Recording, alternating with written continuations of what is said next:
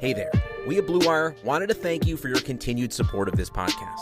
With over 90 podcasts across our network, we are committed to bringing you great content to fill that sports-shaped hole in your heart.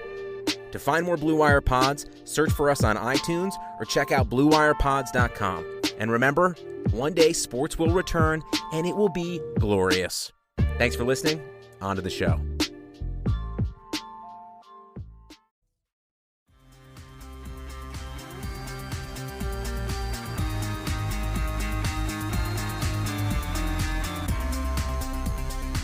What is crack-lackin' Hardwood Knocks listeners? I am Dan Favale coming at you once again without Andrew D. Bailey. I am, however, as usual, as ever, super excited to be joined by founder and editor-in-chief of NBA Math, plus an editor for Bleacher Report, Adam Frommel.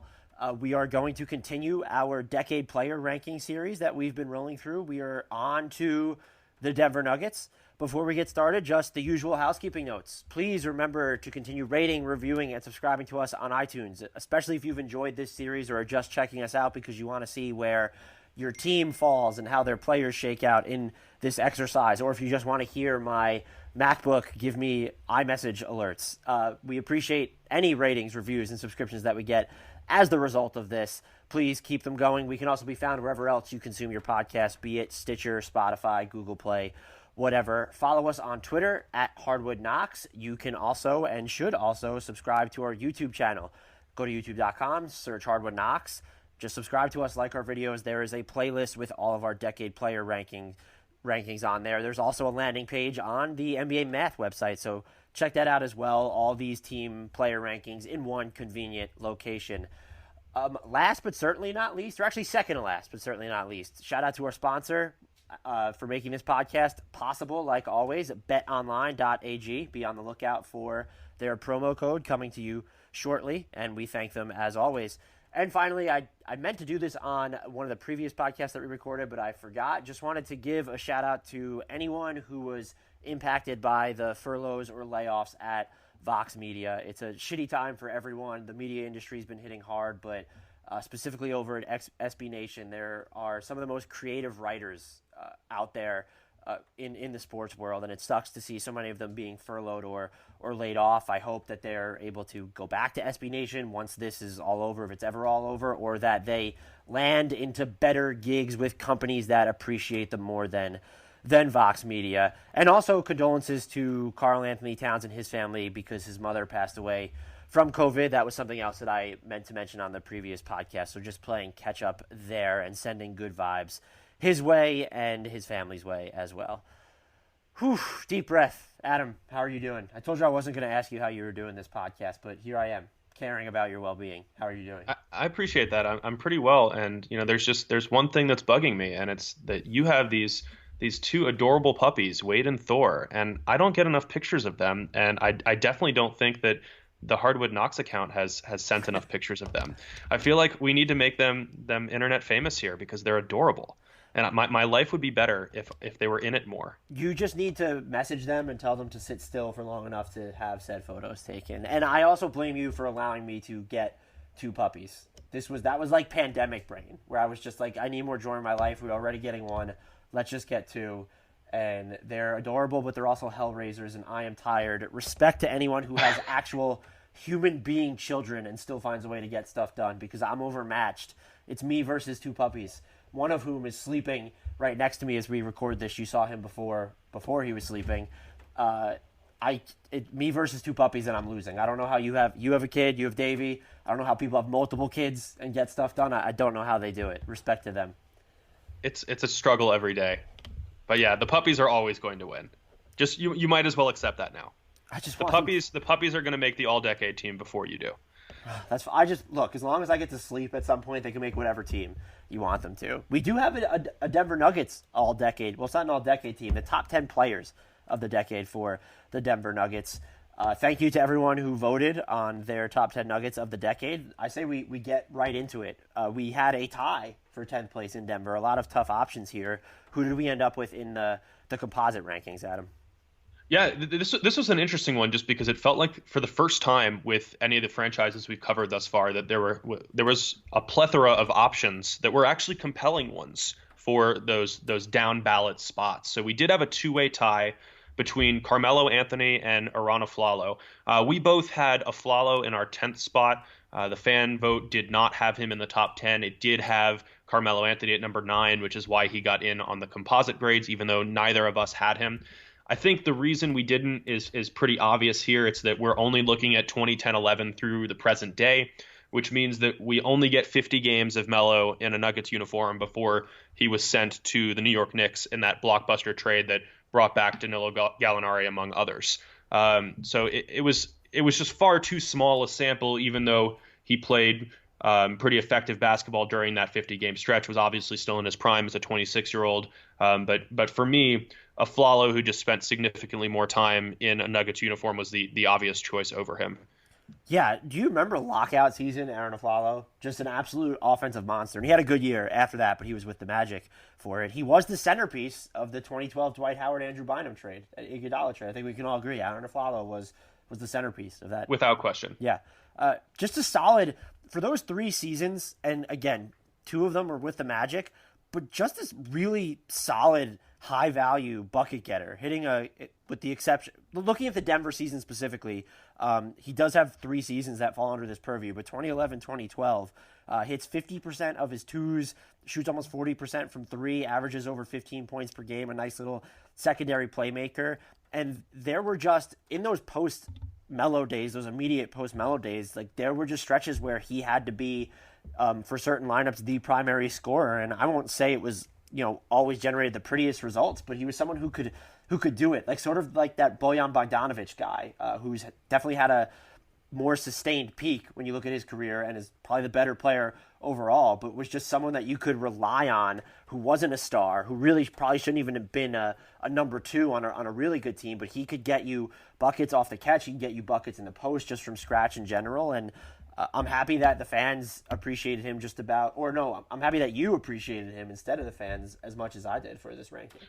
Right. Yeah, he's definitely not somebody that you ever really wanted to be a star, but you could kind of pigeonhole him into that role and live with the results. Like a capable, maybe not an exceptional 3-level scorer, a guy who can get buckets from the mid-range, who can shoot threes, who can create from himself, who can play off the ball. Never at a very high level, but he did it well enough to get a shout out from Kendrick Lamar, and I think that matters more than anything else here.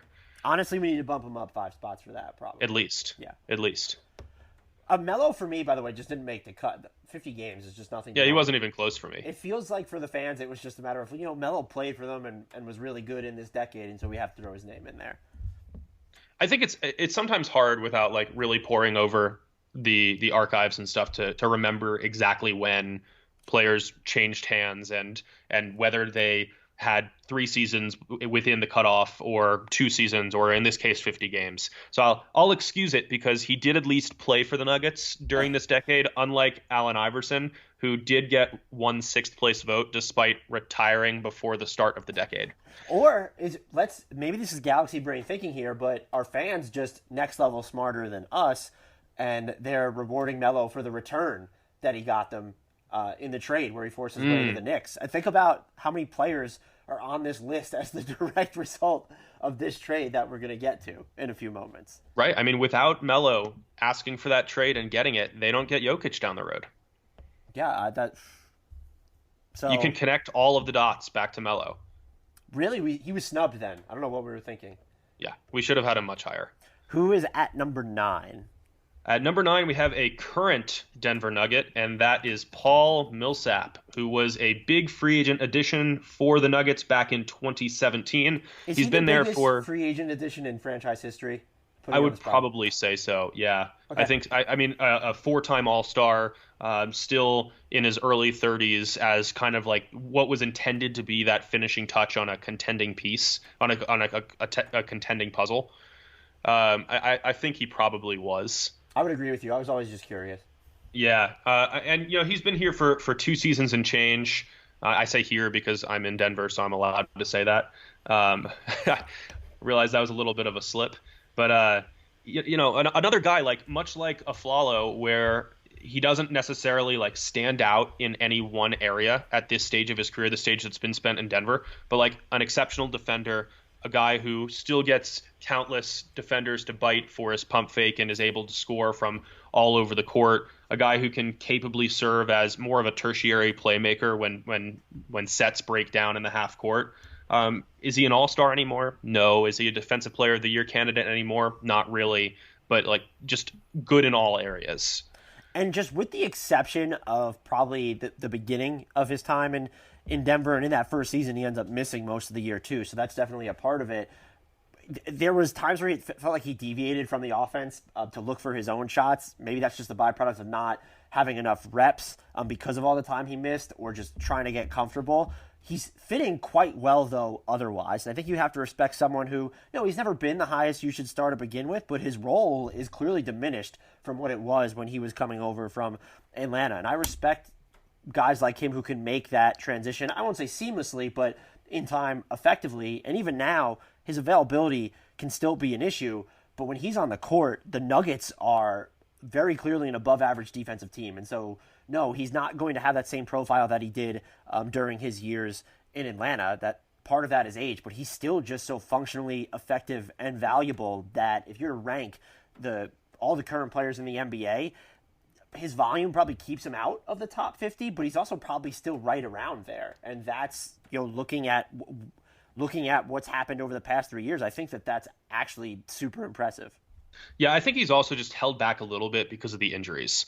Like we had the first season in Denver, only 38 games played. Then he missed 12 last year, and he's managed to stay mostly healthy this year. But those minor and more major injuries have piled up a little bit, and especially during that first season where the integration process with him and with Nikola Jokic and with Jamal Murray, it kind of got held back because they were so new into his tenure there when he went down, that he hasn't. I hesitate to say he hasn't lived up to his potential or the free agent signing. Like he might not have provided as much value as expected because of that. I also will say he's one of those guys that I've always wished would take more three-pointers. I know he's had some choppy three-point splits when you look at his but you wish that about everyone. That's also fair, too. I want everyone to take more threes. 44% from three this year, just only 3.7 attempts per 36 minutes. Who do we have next? Is this another tie spot? We had a few ties here. No, we don't. So we have alone in 8th place. We have Wilson Chandler, who was 8th for both of us, and who was 10th for the fans. I think this is the first time we really get to bring up the fairness concept that we talk about in every one of these episodes, because Wilson Chandler is 3rd in minutes played over the last decade for Denver. And he was more than just there, a capable 3-and-D guy who kind of embodied what we've come to appreciate about tweeners in this modern era where, 6'8", 235 pounds, like he's been a little bit too big for a lot of small forwards to cover when he tries to go inside. And if a bigger guy is covering him, he's just quick enough to get past him. He doesn't dominate either matchup, but he's good enough and big enough and physical enough to kind of to contribute in every one. Yeah, and the fact that he could do some stuff off the dribble in addition to that, that's always kind of helped offset the fact that his 3-point percentages are never, or rarely, I should say, as high as you would like. So shot 35% from three, though, during this stretch in Denver. And when I was doing research for this, I was surprised. I probably thought he was injured more, and maybe I was just getting his availability conflated with Danilo Gallinari's in Denver. I never would have guessed that he is 3rd in minutes played for the Nuggets over this decade. That's one of the things that kind of caught me off guard. And so the fairness factor matters. And then just solid. 2016, 2017, Wilson Chandler especially was just absolutely on one on offense. And so just always a really solid player, and ends up being, looking at the contracts they signed him to, looking at some of the fair weather success that they had during those post-Melo years, like ends up just being like one of those understated pieces that they were able to add, where at least made their team interesting, even though his time with them kind of predates them being really good like they are now for the most part. I think it's easy to forget just how much time he spent in Denver. He was a part of that Carmelo Anthony trade, and he didn't leave until he joined the Philadelphia 76ers for the 2018-19 season. Like, that's a lot of time spent spanning a number of different mini eras in this franchise's history. And they just gave him away in that trade, right? Like, they just sent him into Philly's cap space that year. Okay, so yeah. Yeah, he was there. He outlasted Danilo Gallinari, yes? Or did they leave in the same offseason?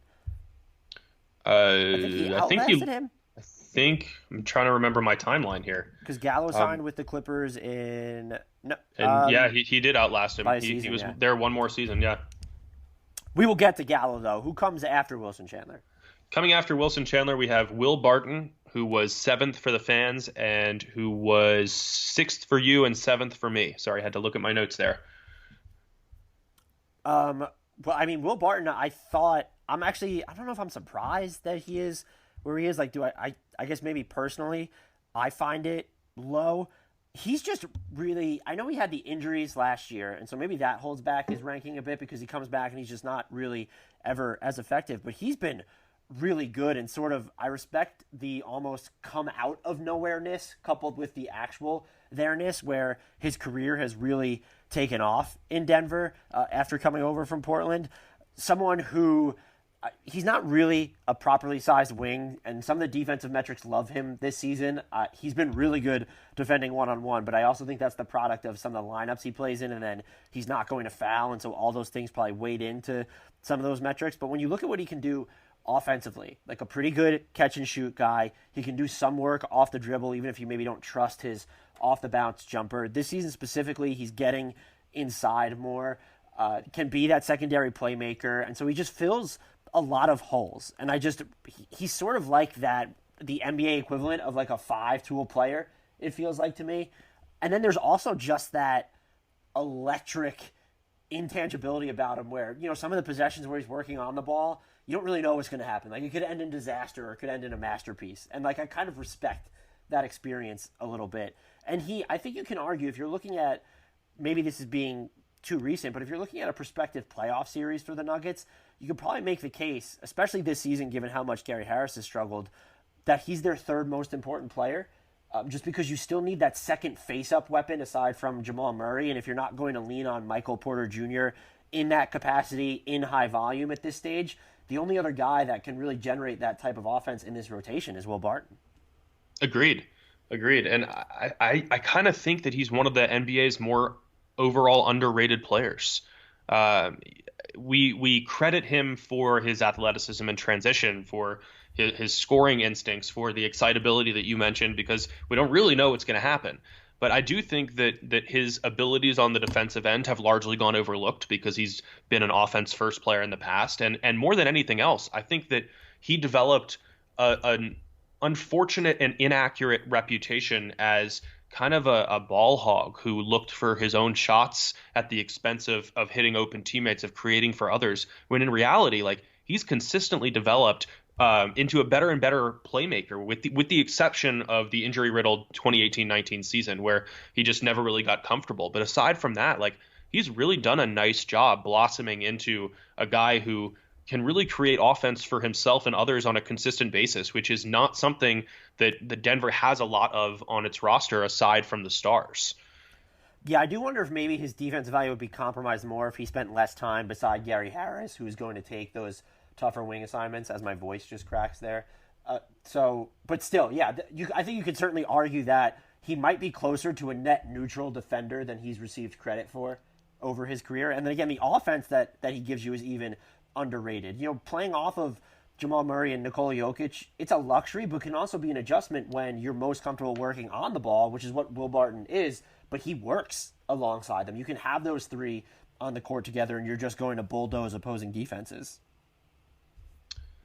Yeah, no, I'm 100% with you there. I wish that he just got a little bit more credit, and I'm glad that you're giving it to him. And who was after him?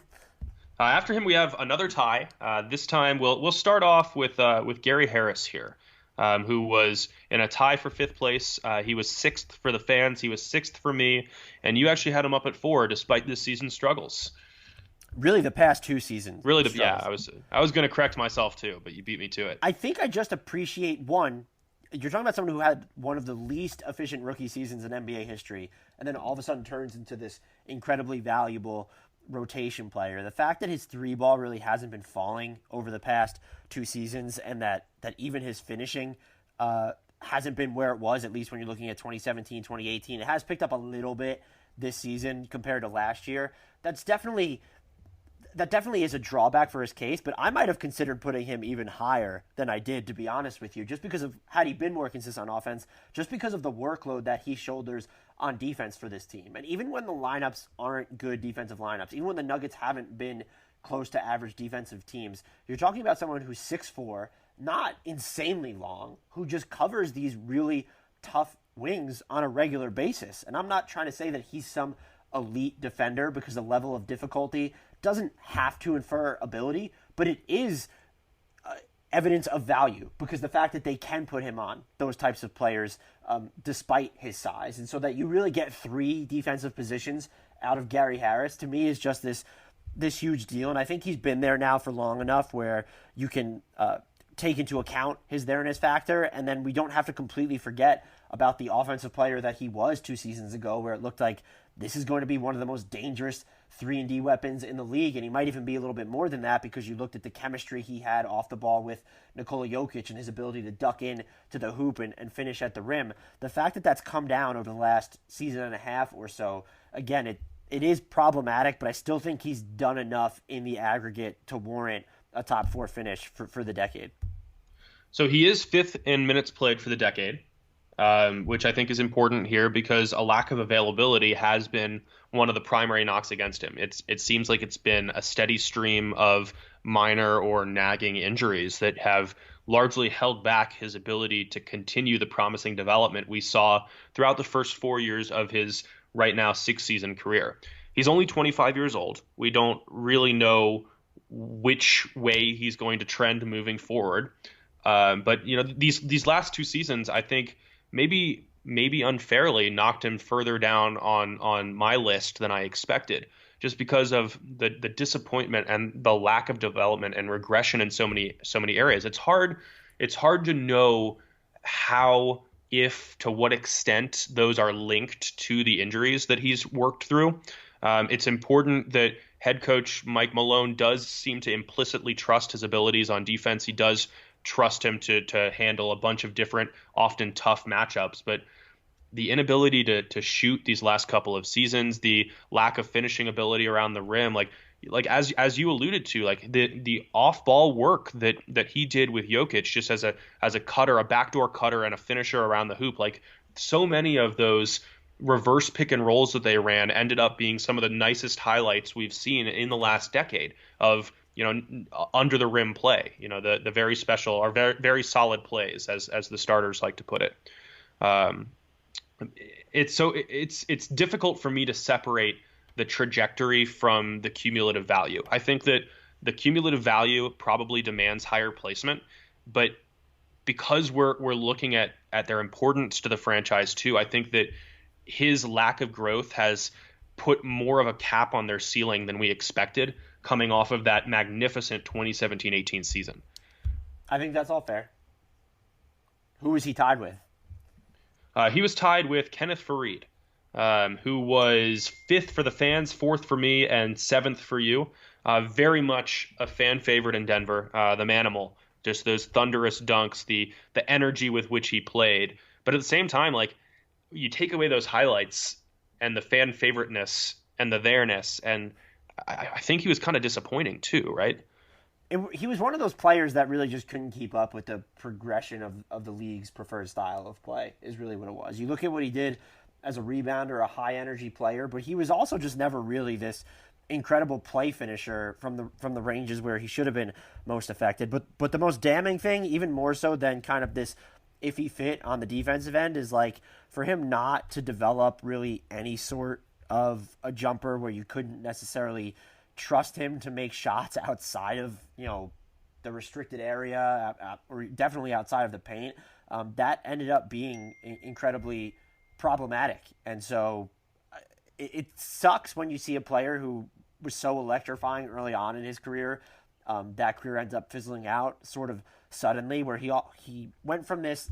Maybe it was more gradual in Denver, his decline, than I'm sort of painting it, because it does feel like he got increasingly less important to them, at least during those final couple seasons. But just looking at what he was supposed to be, what that extension was supposed to represent, relative to what he ended up becoming to them, it's disappointing. I don't think that we can penalize him too hard for that, though, because we're just looking at especially those first few years in Denver, he was the counting stats were good for him. Again, that high energy player who could really get up and down the floor, give you a presence on the glass, even though he wasn't the biggest player. And it was someone they looked to during those interim years as, hey, maybe we actually have this building block. And it turns out that that's not what he was. But the fact that he could incite that sort of thinking, even if only for fleeting seasons, I think it means something. And I mentioned at the top of the podcast, or rather before we started recording, that I was never really the biggest fan of his game, even when he was kind of just churning through double-doubles. Still, I don't think you can ignore the contributions. And me having him at 7, I totally understand why the composite rankings and the fans specifically end up having him higher. Yeah, I actually had him higher than the fans at 4th as opposed to 5th from the fans. And it was largely because of the there-ness factor and just the way that he invigorated the fan base. I do think that matters, especially in a city that its first love is definitely football, and the basketball team struggles to generate coverage even when it's good. And I think that having that fan favorite who brought fans to the Pepsi Center, who made nightly highlight reels, that did matter. Now, then again, like, the Nuggets were consistently less effective with him on the court.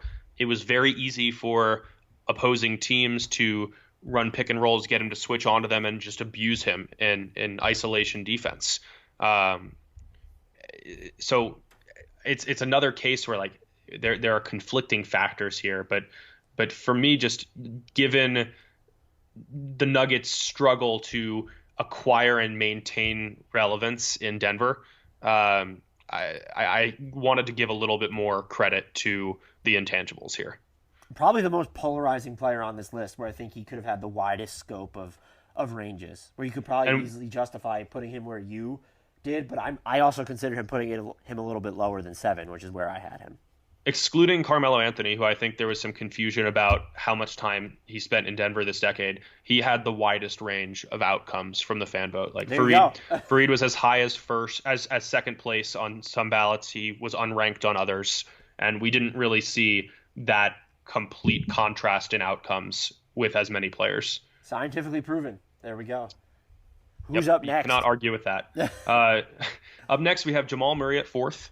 The fans had him at 3rd, which doesn't surprise me given his importance to the current iteration of these Nuggets. You and I both had him at 5th. I love Jamal Murray's game. I don't think that's any secret at this point, even when the results haven't been there. You know, just the confidence with which he plays, the form of his jumper, the swagger, the Blue Arrow celebration, like, all that stuff has made me very convinced that he is going to be an absolute star in this league. I think he's still trending towards getting there. I definitely don't think he's produced like that thus far, but man, like, I've just always loved his game.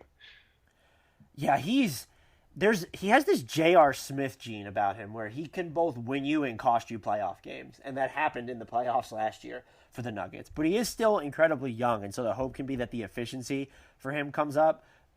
Still, he's really one of the very few players on this team that can hit an off-the-dribble jumper with any semblance of consistency. I think there's probably untold value in having a point guard who so comfortably just plays off Nikola Jokic, where we've seen probably over the past 2 seasons that, yeah, Murray can lead some of these units on his own, at least on the offensive end, but he's so much better alongside Jokic, and that's not going to happen with a lot of other point guards just because they're going to be so used to working with the ball in their hands. And this year he's at least shooting a career, I say at least, but he's shooting a career high on 2-pointers. And yeah, there's some variance in his performance, but the fact that you have someone who, like you talked about with his confidence, isn't going to have a problem taking the biggest shot in crunch time, and that this player is still only 23, just turned 23 in February, that's absolutely monstrous for your future. I would not have given him a max extension, personally. I wouldn't have either yet. Yeah. I would have let that ride out to restricted free agency and dared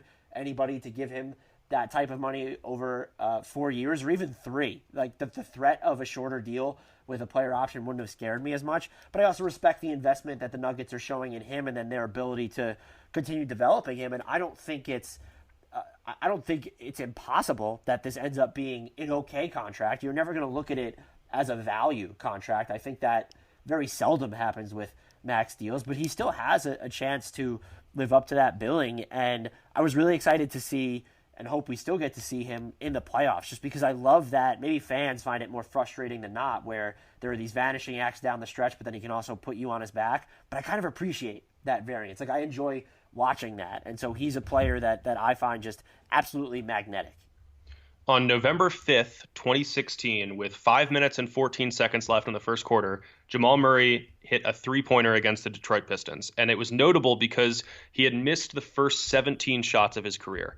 And, that's ultimately irrelevant. Like, he's obviously already bounced back to become a valuable offensive player. But I think it kind of speaks to how from day one, he's also been tasked with filling a role that he wasn't necessarily ready for, just because the lack of playmakers on this Denver team who could create their own shots, because he was simultaneously trying to shore up his ball handling skills, which lagged behind what you might expect from a point guard, while also learning how to play off the ball with Jokic, which is not something we typically see from a one guard. There were so many different hurdles that he's had to overcome throughout his thus far brief career. He only just turned 23, that I think ascending to this point already is a huge positive and gives me even more confidence that we have not yet seen the best from him. My only recommendation for him would be to maybe watch what he posts on Instagram. Would probably just be. I'm sure he was just hacked, right? Yeah, him and Draymond Green both. Look at that. We worked it into a podcast about the Nuggets. My pronunciation of Draymond Green, for anyone who's curious about what we're referencing. I'm really proud of you. Guys, are you looking to last longer than the value of a New York Knicks first-round draft pick? Get to BlueChew.com. BlueChew.com has the first ever chewable that brings your performance in the bedroom to another level. They've got the same active ingredients that are in Viagra and Cialis, so you know they work. And since they're chewable, they work faster. You can take them anytime, day or night, even on a full stomach. Plus, you don't need to go to the doctor's office or spend time waiting in the pharmacy line. Blue Chew's online physician is free of cost, and once approved, your order ships straight to your door in discreet packaging. Here's a great deal for you guys. Visit BlueChew.com and get your first order free when you use promo code BLUEWIRE, all one word. Just pay $5 shipping. Again, that's BLUE Chew.com, promo code BLUEWIRE. Number 3 for the Nuggets. Who was it? No one, because we had another tie. This time, a two-way tie for second place. One of the two people tied was fourth for the fans. He was second for both of us, and that was Ty Lawson. Lawson's career in Denver did not end on the highest of notes. After multiple DUI arrests, I think they chose to part ways with him when it was clear. I believe that, if I remember correctly, he was also frustrated by them choosing another point guard in the draft and had like a video during the draft of him complaining or something. That point guard was Jamal Murray. Yeah, I was hoping you were going to finish my sentence, but I guess we're not that in sync just yet. We're trying. We're getting there. But yeah, I mean, what he did before the unfortunate ending to his Denver tenure was pretty impressive. Like, I feel like he's one of those guys who we've largely forgotten just how good and explosive he was on offense. Like a consistent 2010 threat, one of the better passers in the league, blindingly fast. Just all of that. Like he was there before Denver really became a true contender again, if you would consider them that now. But he made those interim Nuggets teams really fun. Just an absolute bullet off the dribble, so quick. And you look at his size, 5'11", and the fact that he was better than a coin toss finisher around the rim, just knowing really how to put, if he's going to put more arc on his shots, or just really figuring out how to keep defenders on tilt so that he's not being as heavily contested around the rim, just really scary to face. And his peak, I mean, you look at the 4 seasons in Denver, he spent much longer than that there, a total of 6 seasons in Denver, but the 4 seasons between 2011 and 2015, 16.4 points per game, 8 assists, hit 48.4% of his twos, and shot almost 36% from 3. He could be a legitimate engine for an above-average offense. And just when we were first going through this, I had just forgotten how good he was, because that's how far removed we seem from peak Ty Lawson. He hasn't played in the NBA since 2017 when he was on the Kings. So I think it's probably easy to forget how good he was, but when he was good, he was damn good. one of the better players we've seen without an All-Star appearance, right? Yeah, for sure.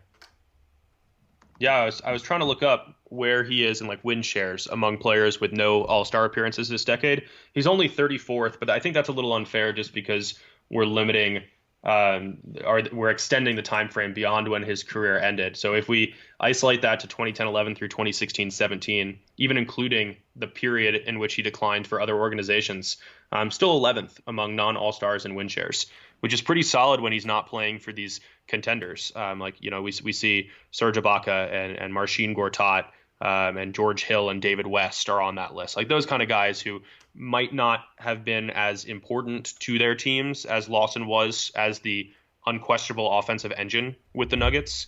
But yeah, I mean, still obviously provided a lot of value without really getting too much respect for those efforts. Second in wins above replacement for the Nuggets in this decade too, and that's nothing to slouch at. It is not. Who is he tied with?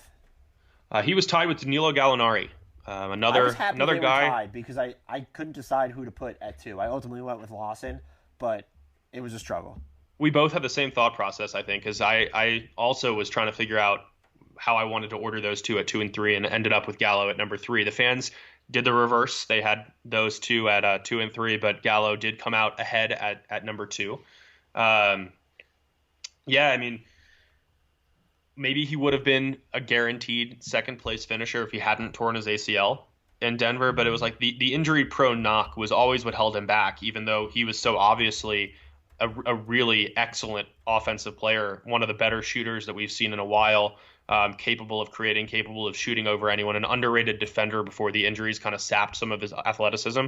But there was a time when he was first coming over as the centerpiece of the return in the Carmelo Anthony deal that he was like he was a semi-lockdown defender in addition to being a reliable scorer. What I respect most about his game, you mentioned what Ty Lawson's value is compared to others who haven't made an All-Star game. Danilo Gallinari, I would imagine, has to be up there too. Would probably be higher than number 34 on that list. But what I most appreciate about his game, even as time goes on and it's sort of changed a little bit, where as you mentioned, with all the injuries, he's definitely not as explosive as he once was. He blurs the line between primary scorer and complement. His shot profile it's inclusive. Like, it's heavy on spot-up opportunities, but dotted with these, like, reliable self-creation looks, and he has a penchant for getting to the free throw line, and that's part of what makes him such an efficient offensive weapon. He showed that time and again in Denver. He carried it over to the Clippers. He's shown it again with the Thunder. There's that level of consistency there. What really hurts him is just the availability. Had he been healthier in Denver, we're talking about someone who I think probably would have been my inarguable number 2. But just someone who is so effectively able to straddle that line between, hey, we do need you to create your own offense, but you're also going to have to play off not just some people, but a bunch of different people, and you still have to be really impactful. I respect it. I've used the word respect a lot in this podcast, but Danilo Gallinari is probably one of the more underrated players of this specific era, and I think there's a case if you wanted to tell me that, hey, he belongs over Ty Lawson and you really shouldn't be waiting, minutes played or that type of a sample. I might not provide you with that much pushback because I do think that he was closer to stardom in Denver than Ty Lawson was. Maybe by a hair, or maybe I'm even wrong just because Ty Lawson had more control over the offense as the primary passer. But Danilo Gallinari he's still so damn good. And his time in Denver, that Melo trade, when you trace back all the branches to what they ended up receiving for it, I don't know if you would say that he's a worthwhile centerpiece because they didn't have a ton of success with him there, but he was just still really good, really solid. And even now, it was like that while he was in Denver, and then even now, he probably typifies what we mean when we say a fringe all-star. Like, that's the type of player that he is. So speaking of fringe all-star, I've really found that I enjoy putting you on the spot during these during these episodes. So we're going to do it again. Gallo is 9th place in win shares from 2010-11 through the present among players with 0 All-Star appearances. Can you name the rest of the top 10? Oh, no. I wouldn't even be able to begin to do that. Are they players that have, like, little experience where they didn't really have a chance to make an All-Star appearance just yet? Just looking through the list, I think there are three guys who should have been All-Stars if the NBA did what it should and expanded the rosters a little bit to match the growing number of players in the league as we've had more teams and more guys cycling through roster spots. The rest are like high-end role players who have been very good All right. for at least some portion of the decade. So how many am I trying to name? All 10. I'm not- I've spotted you one with Gallo. All right, Gallo. Mike Conley has to be on there. He is number 2. Tobias Harris. Tobias Harris is down at 18. All right. I should probably just stop there because I'm already running out of names. Gordon Hayward, did he ever make an All-Star appearance? He did in Utah. Oh, right. Some disrespect being thrown at Gordon Hayward from me. What about Lou Williams? Lou Williams is number 10. Okay. I'm sorry. Did Drew Holiday make it? He did. He made an All-Star appearance. He did with Philly, right? Yeah. I got. Right, like it was like 2011-12, right before they moved him, I think. I'm already running out of names here. Did Eric Bledsoe make an All-Star appearance? He did not, but he's down at 25th. Wow, I'm really bad at this exercise. I feel like you just need to. Do you want me to just put you out of your misery here? Yes. I'm crying Number right now. number one is Serge Ibaka. Okay. Number 2 is Mike Conley. Number 3 is George Hill. Number 4 is Marcin Gortat. Number 5 is Derek Favors. 6 is JJ Redick. 7 is Jonas Valanciunas. Ooh. 8 is Greg Monroe, and then you got 9 and 10, which were Danilo Gallinari and Lou Williams. Wow, Greg Monroe. Greg Monroe. Yeah, I mean, like the Can you Pistons. tell me how old Greg Monroe is, by the way? Greg Monroe is still only like 28, right? 29. Turns 29? 30 in June. Okay. Boy, I was this close. podcast I was closer than you were on your trivia question. That was a hard. I never would have gotten Gortat. That's never. Yeah, a name that I definitely would have thought not Gortat. I was surprised you didn't get Serge. That seems like a fairly obvious one. So speaking of fairly obvious, number 1 in our composite rankings was, drumroll here, Nikola Jokic. You surprised? Stunned? Shocked? Flabbergasted? I'm a little bit surprised because I just feel like Randy Foye was staring people right in the face, and the fact that they didn't pick him. No one gave Randy Foye a single vote. Wow, Randy Foye I was know. 11th in minutes played for the Nuggets this decade. He Come was, on. and I believe that he hit a buzzer beater in double overtime or something to win one game like 5 years ago. Yeah, he deserved at least a vote, a straggler. But no, I don't didn't know get what a to single say one. about Jokic. He's the best passing big man in league history. What he can do and just some of the dimes that he drops is just wild. You look at the full court heaves that he could throw and just hit guys, and it's just they always seem to be on point. Those just one-handed dimes that he drops. He's an incredibly talented scorer too. I know his 3-point percentage has waxed and waned during his time in Denver, but he is an authentic threat from beyond the arc. The way that he can really just finesse but also bully his way to the basket. He can move with the ball in his hands and put it on the floor a little bit. He's not going to face up Anthony Davis style, but he does have that bandwidth in his offensive game. He is right now I'd say he's a top 5, no lower than a top 7 player in the NBA. And he's someone who should probably finish in that area on the MVP ballot. And I just don't know what could be said about him that just hasn't already been said. Just one of the most valuable players in the game right now. And the fact that, you end up getting him with the number 41 pick, that's going to go down as one of the best second-round picks in NBA history. I'm trying to think of who would definitely be in front of him right now. You've Manu Ginobili is going to be there. Do you put Draymond Green in front of him? But he's going to go down as easily one of the, I would say, between 3 and 5 best second-round picks in NBA history, unless I'm forgetting someone just super glaring. All right, so give me a second to climb up on my soapbox here. So we need to address the people who still want to say that Jokic is a bad defender. I think that is the only remaining misconception about his game, and it stems from his inability to stop guards in isolation when he's switched onto them, and he doesn't really block a lot of shots or serve as a primary rim protector. But the Nuggets are consistently far better on defense with him on the court, and just watch a Nuggets game and focus only on him. Don't watch the ball. Don't watch whoever's dribbling. Don't watch where it's passed to. Just focus on Jokic, and you see how much he does in between those terminuses of offensive possessions. He consistently deters passing lanes. He consistently makes the right rotations. And those things matter so much, in addition to his growing communication on that end of the floor. Like, I don't think that he needs to be a player who is talked about as an offensive powerhouse who is a defensive liability, because he has consistently proven that that is not the case. And it really hasn't been the case, even dating back to the early portions of his career. He's slow. He's not traditionally athletic, but he is an effective defensive player. It's a great way. He's not traditionally athletic. I like it. Look, Well, I think he does a lot of things that deserve to be counted as athleticism. I mean, you've seen the water polo inspired rebound and quick passes where he doesn't even have to touch the ball with a second hand. Like, that kind of stuff, the coordination, those are all examples of athleticism. It's just not run fast, jump high. Right. I totally agree with you. He's also something that looks like he very much enjoys the off seasons, and that's something that I can appreciate. But good for him. To your point, go play with your horses in Serbia. Or there was the video that surfaced where he was just like shirtless dancing, like in the woods or something.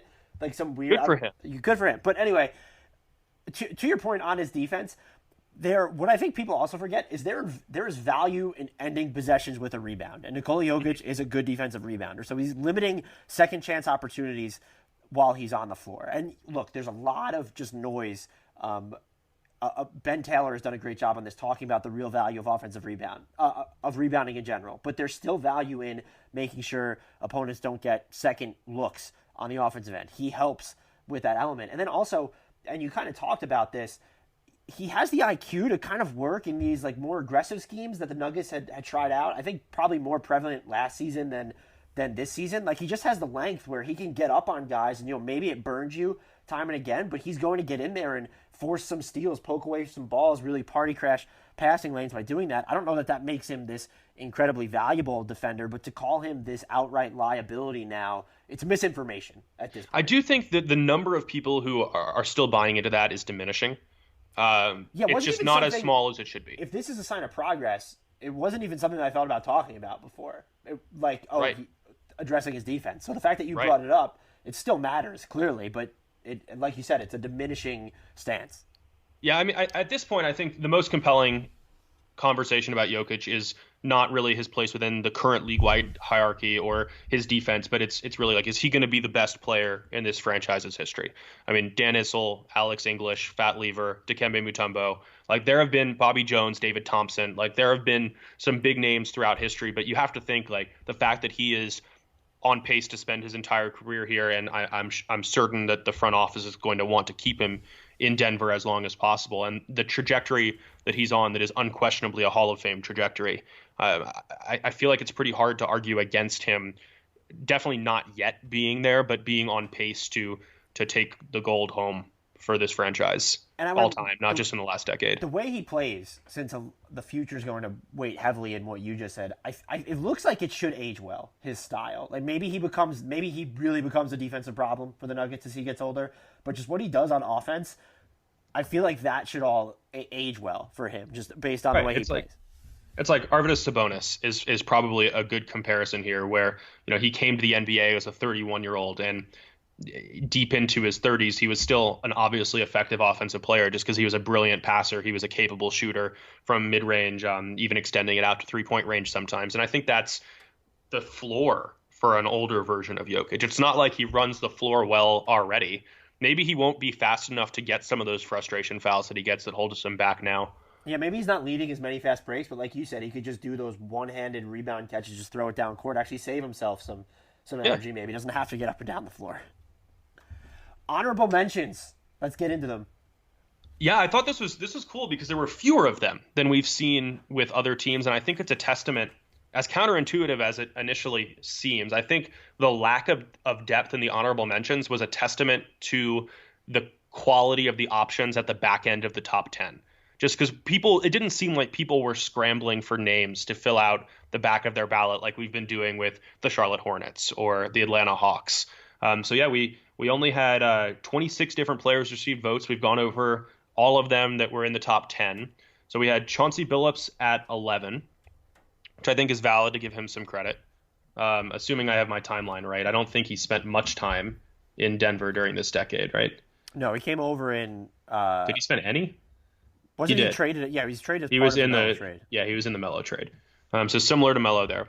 We had Andre Iguodala at 12, who I really had trouble picking between him and Aflalo for my 10th spot, just because of how important he was to that 57 win team that was setting records at home, that went to the playoffs, but then the way he exited and joined the Golden State Warriors right after they beat him, I don't think he made fans within the Denver fan base with that move. So it was tough for me to put him in because of the intangibles there. And I don't know if you had a similar struggle.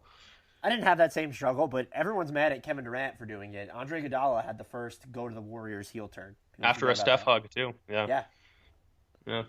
So after Iggy, we had Aaron Aflalo at 13. We've already talked about him. We had Kenyon Martin at 14. We had Andre Miller at 15. We had Nene Hilario at 16. We had Allen Iverson, who did not play during this decade, at 17. Didn't just not play for the Nuggets, but didn't play in the NBA in general. But Allen Iverson is awesome and embraces the new generation of players and supports them. And therefore, I think it's valid that we're supporting him here. I like that he got a vote.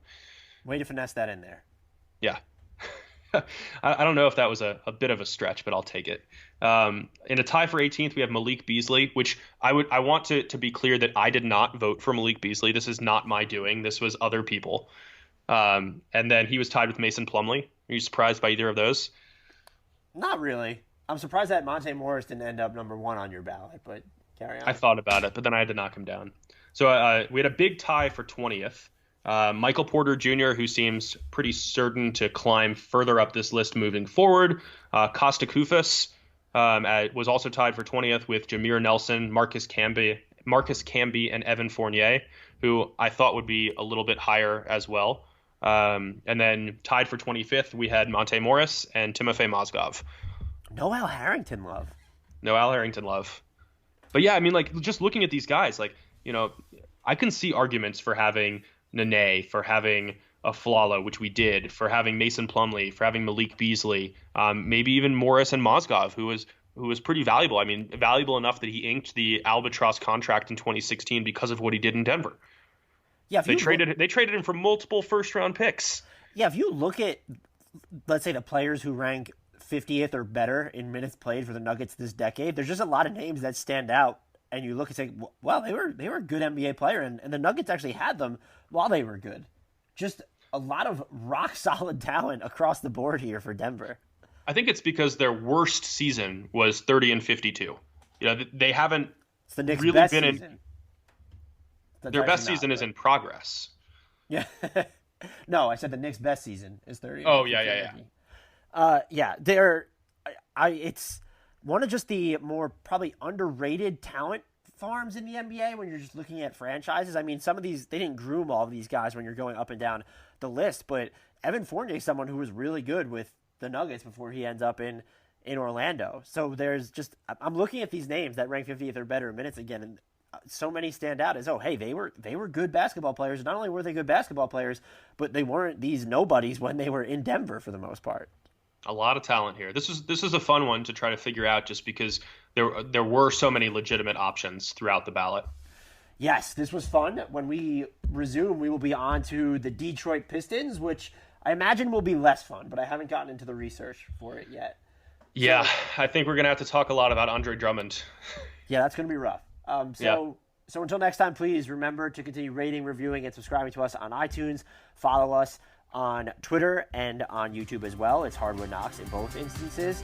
Thank you all for listening, and until next time, I leave you with the shout out to Denver Nuggets legend, Gary Forbes.